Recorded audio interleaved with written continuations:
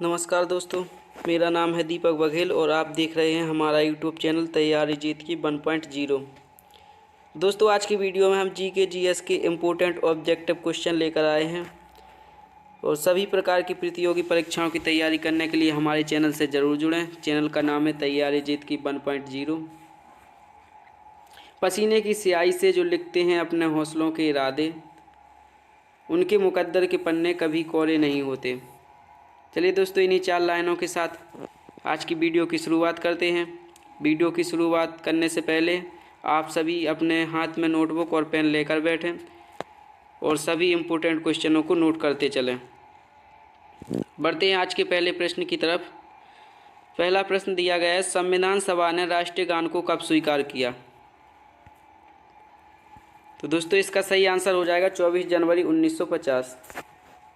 तो 24 जनवरी 1950 को संविधान सभा ने राष्ट्रगान को स्वीकार किया।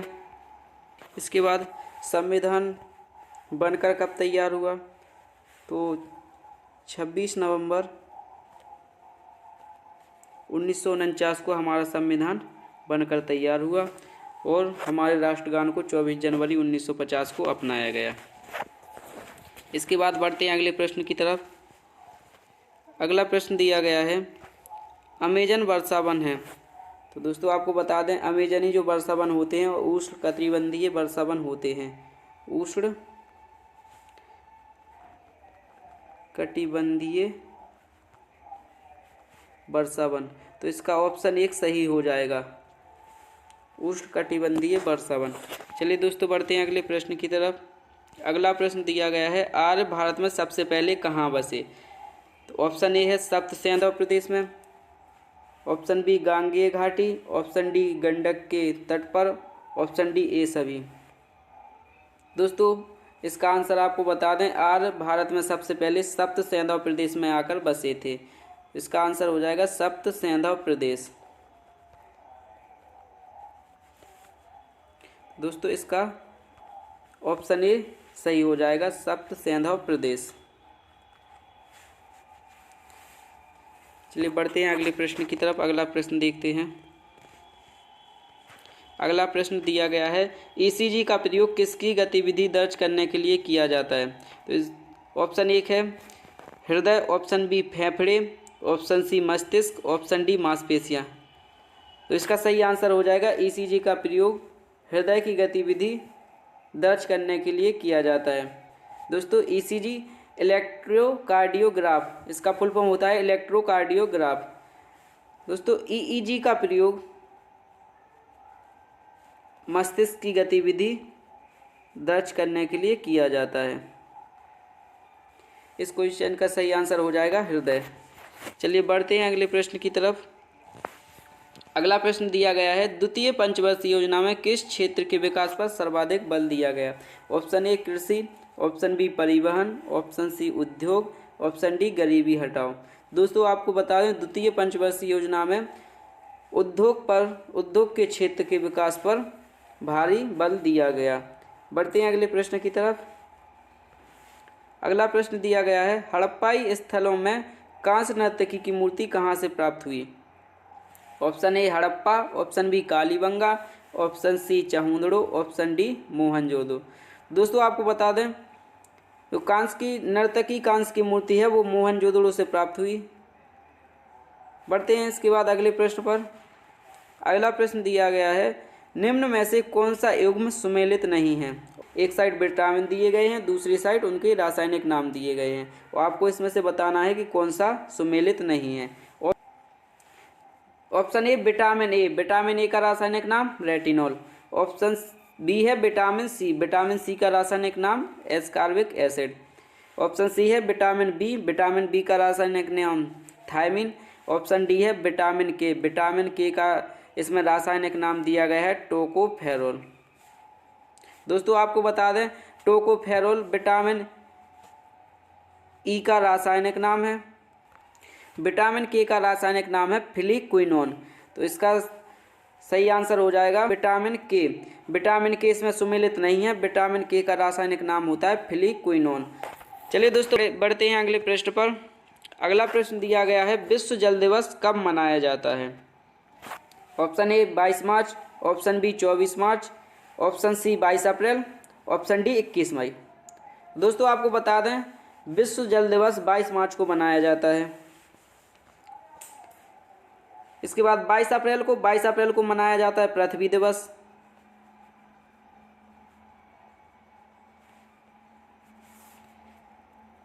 इक्कीस मई को मनाया जाता है आतंकवाद विरोधी दिवस।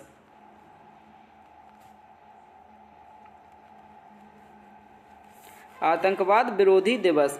इसके बाद 24 मार्च को मनाया जाता है विश्व टीबी दिवस या विश्व तपेदिक दिवस। चलिए दोस्तों बढ़ते हैं अगले प्रश्न पर। अगला प्रश्न दिया गया है, इकोलॉजी पारिस्थितिकी शब्द का सर्वप्रथम प्रयोग किसने किया? तो दोस्तों आपको बता दें, इसके 4 ऑप्शन आपके पास दिए गए हैं। ऑप्शन ए ओडम ने, ऑप्शन बी हैकल ने, ऑप्शन सी टेलर ने, ऑप्शन डी डार्विन ने। तो इसका सही आंसर हो जाएगा ऑप्शन बी हैकल। तो इकोलॉजी जिसको हिंदी में पारिस्थितिकी बोलते हैं, इस शब्द का प्रयोग सर्वप्रथम हैकल ने किया था। दोस्तों इसमें एक प्रकार का प्रश्न और पूछा जाता है, इसमें आपसे पूछा गया इकोलॉजी शब्द का सर्वप्रथम प्रयोग किसने किया है। इसी को थोड़ा सा चेंज करके पूछेंगे, इकोसिस्टम। इकोसिस्टम इसको हिंदी में बोलते हैं पारिस्थितिकी तंत्र। तो पारिस्थितिकी तंत्र का प्रयोग सर्वप्रथम किसने किया था? तो ए हो जाएगा ए.जी. टेंसले। ए.जी. टेंसले। तो दोस्तों आपको बता दें, इकोलॉजी पारिस्थितिकी शब्द का सर्वप्रथम प्रयोग किया हैकल ने, और इकोसिस्टम जिसको पारिस्थितिकी तंत्र कहा जाता है, तो पारिस्थितिकी तंत्र का प्रयोग सर्वप्रथम ए.जी. टेंसले ने किया था। बढ़ते हैं अगले प्रश्न की तरफ। अगला प्रश्न दिया गया है, सूर्य से पृथ्वी पर ऊष्मा का संचरण किस विधि द्वारा होता है? तो इसके 4 विकल्प आपके सामने दिए गए हैं। ऑप्शन 1 है चालन, ऑप्शन बी संवहन, ऑप्शन सी विकिरण, ऑप्शन डी इन तीनों विधियों से। तो आपको बता दें, इसका सही आंसर हो जाएगा ऑप्शन सी विकिरण से। तो सूर्य से पृथ्वी पर ऊष्मा का संचरण विकिरण द्वारा होता है। इसके बाद बढ़ते हैं अगले प्रश्न पर। अगला प्रश्न दिया गया है, उत्तर प्रदेश में किस वर्ष राजस्व परिषद की स्थापना की गई? ऑप्शन ए वर्ष 1887 में, ऑप्शन बी वर्ष 1856 में, ऑप्शन सी वर्ष 1828 में, ऑप्शन डी वर्ष 1831 में। तो इसका सही आंसर हो जाएगा ऑप्शन डी वर्ष 1831 में। चलिए बढ़ते हैं अगले प्रश्न की तरफ। अगला प्रश्न है, संविधान सभा ने राष्ट्रीय गान को कब स्वीकार किया? एक क्वेश्चन रिपीट हो गया है, इसका सही आंसर है 24 जनवरी 1950। बढ़ते हैं अगले प्रश्न की तरफ। जीएसटी परिषद का उपाध्यक्ष कौन होता है? ऑप्शन ए किसी राज्य का मुख्यमंत्री, ऑप्शन बी किसी राज्य का वित्त मंत्री, ऑप्शन सी केंद्रीय वित्त मंत्री, ऑप्शन डी ए व बी दोनों। दोस्तों इसको इसमें आपको बताना है जीएसटी परिषद का उपाध्यक्ष कौन होता है। तो इसका सही आंसर हो जाएगा किसी राज्य का वित्त मंत्री जीएसटी परिषद का अध्यक्ष होता है। ऑप्शन बी इसका सही हो जाएगा। चलिए बढ़ते हैं अगले प्रश्न पर। अगला प्रश्न दिया गया है, सरकारिया आयोग का संबंध किससे है? ऑप्शन ए केंद्र राज्य संबंधों से, ऑप्शन बी नदी पानी बंटवारे से, ऑप्शन सी सूचना के अधिकार से, ऑप्शन डी लाभ के पद संबंधी विवाद से। तो दोस्तों इसका सही आंसर हो जाएगा केंद्र राज्य संबंधों से। ऑप्शन ए सही हो जाएगा। तो सरकारी आयोग का संबंध है केंद्र राज्य संबंधों से। बढ़ते हैं अगले प्रश्न की तरफ। अगला प्रश्न दिया गया है, राज्य की कार्यपालिका का प्रमुख कौन होता है? ऑप्शन ए मुख्यमंत्री, ऑप्शन बी राज्यपाल, ऑप्शन सी विधानसभा अध्यक्ष, ऑप्शन डी इनमें से कोई नहीं। दोस्तों इसका सही आंसर हो जाएगा ऑप्शन बी राज्यपाल। जिस प्रकार देश की कार्यपालिका का प्रमुख राष्ट्रपति होता है, उसी प्रकार राज्य की कार्यपालिका का प्रमुख राज्यपाल होता है। बढ़ते हैं अगले प्रश्न पर। अगला प्रश्न दिया गया है, यदि प्रधानमंत्री या कोई अन्य मंत्री सदन का सदस्य नहीं है तो उस पद पर बने रहने के लिए कितने दिनों के अंदर संसद का सदस्य बनना आवश्यक है? ऑप्शन ए 3 माह, ऑप्शन बी 6 माह, ऑप्शन सी 9 माह, ऑप्शन डी 19 माह। तो दोस्तों इसका सही आंसर हो जाएगा ऑप्शन बी 6 माह। बढ़ते हैं अगले प्रश्न पर। दोस्तों इससे पहले कि अगर आपने वीडियो को लाइक नहीं किया है तो वीडियो को लाइक कर दें, और अगर आप चैनल पर नए हों तो चैनल को सब्सक्राइब भी कर लें। बढ़ते हैं अगले प्रश्न पर। अगला प्रश्न दिया गया है, शाहनामा की रचनाकार कौन है? ऑप्शन ए दिया गया है Amir Khusro, option B Firdausi, option C Alberuni, option D Abul Fazl. दोस्तों इसका सही आंसर हो जाएगा ऑप्शन बी फिरदौसी।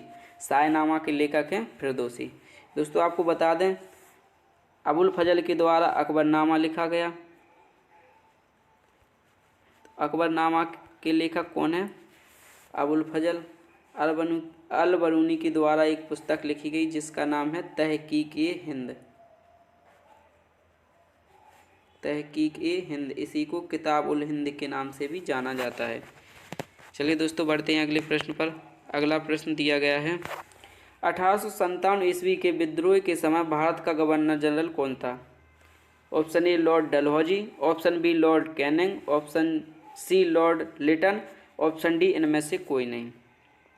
तो दोस्तों आपको बता दें 1857 के विद्रोह के समय भारत का गवर्नर जनरल लॉर्ड कैनिंग था। चलिए बढ़ते हैं दोस्तों अगले प्रश्न पर। अगला प्रश्न दिया गया है, चौथे बौद्ध संगति का आयोजन किसके शासनकाल में हुआ? Option A Kanishka, option B Ashoka, option C Harshavardhana, option D Samudragupta.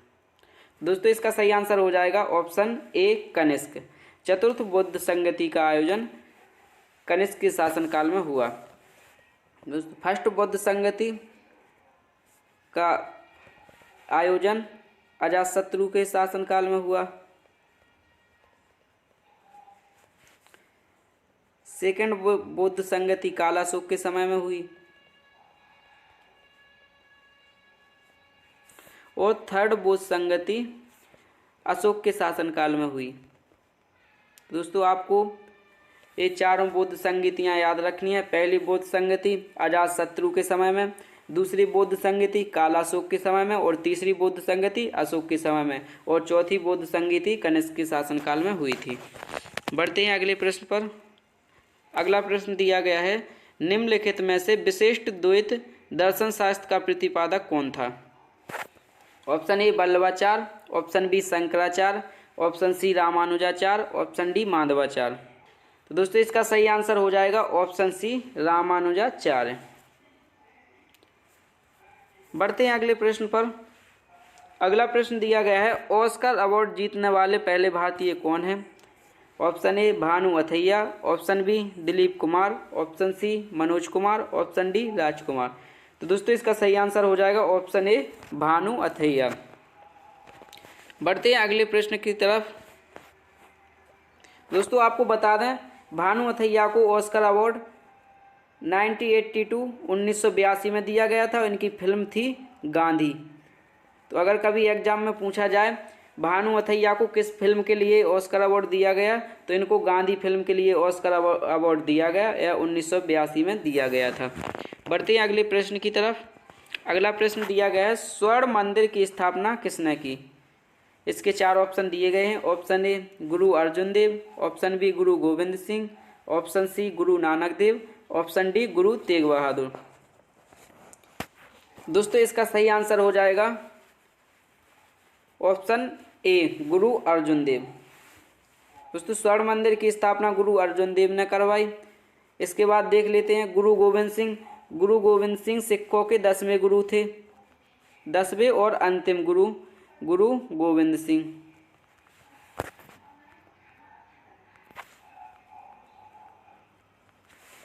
Guru Nanak Dev सिखों के पहले गुरु थे। फर्स्ट गुरु कौन थे? गुरु नानक देव।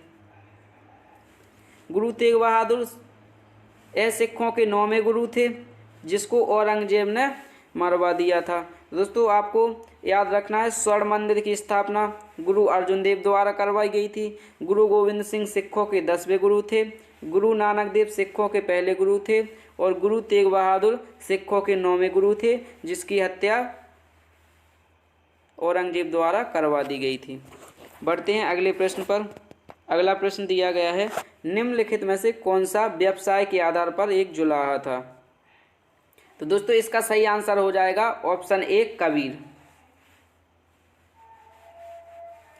बढ़ते हैं अगले प्रश्न पर। अगला प्रश्न दिया गया है, भारत में सही मायने में किसे स्थानीय स्वशासन का जनक कहा जाता है। Option A lord Mayo, option B lord Ripon, option C lord Curzon, option D lord Clive. दोस्तों इसका सही आंसर हो जाएगा लॉर्ड रिपन। लॉर्ड रिपन को स्थानीय स्वशासन का जनक कहा जाता है। बात कर लेते हैं लॉर्ड मेयो की। दोस्तों भारत में पहली बार जनगणना लॉर्ड मेयो के समय में हुई थी। तो अगर कभी क्वेश्चन पूछा जाए भारत में पहली जनगणना किसके समय में हुई,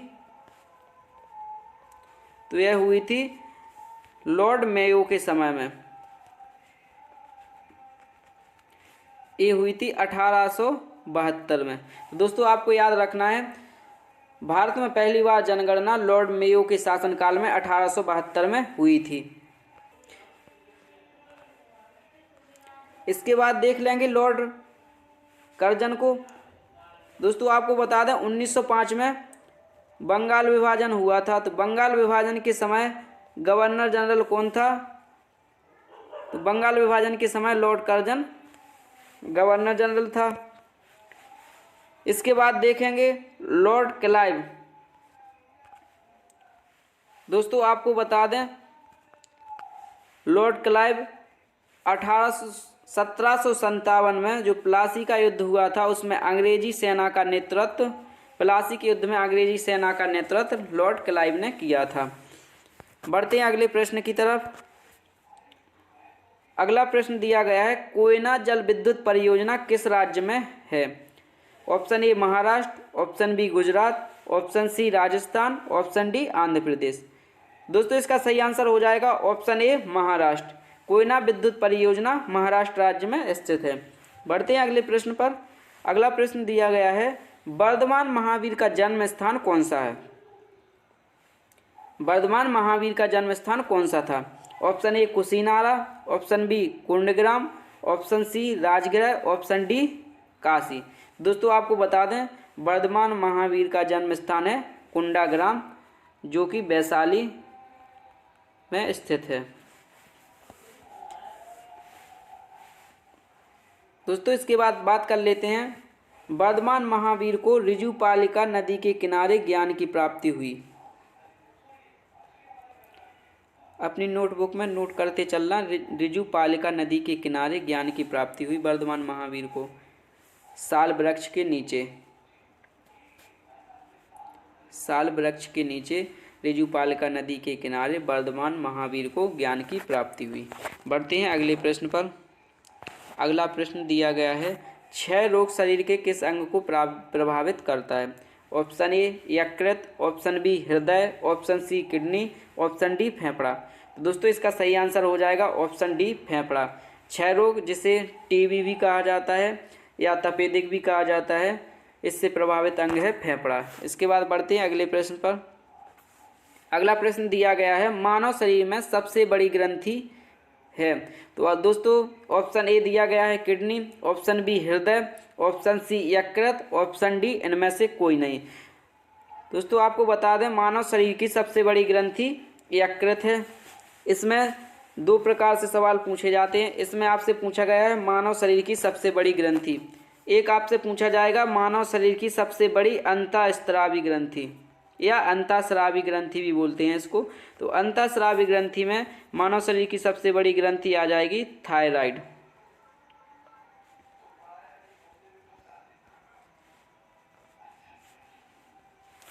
तो मानव शरीर की सबसे बड़ी अंतःस्रावी ग्रंथि थायराइड और मानव शरीर की सबसे बड़ी ग्रंथि की बात की जाए तो यकृत इसका आंसर हो जाएगा।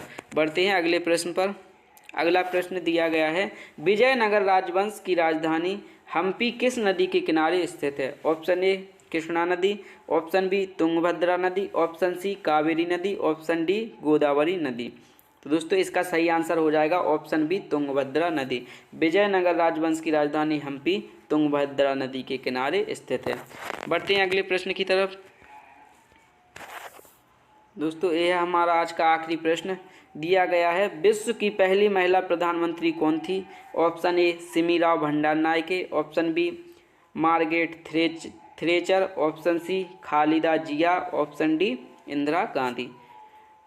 दोस्तों इसका सही आंसर हो जाएगा ऑप्शन ए सिमी राव भंडारनायके, विश्व की पहली महिला प्रधानमंत्री बनी। इंदिरा गांधी की बात कर लेते हैं तो ये भारत की पहली महिला प्रधानमंत्री थी, भारत की फर्स्ट महिला प्रधानमंत्री। अभी तक आपने वीडियो को लाइक नहीं किया है तो वीडियो को लाइक कर दें और वीडियो को ज़्यादा से ज़्यादा शेयर करें, और अगर आपने चैनल को अभी तक सब्सक्राइब नहीं किया है तो चैनल को सब्सक्राइब भी कर लें।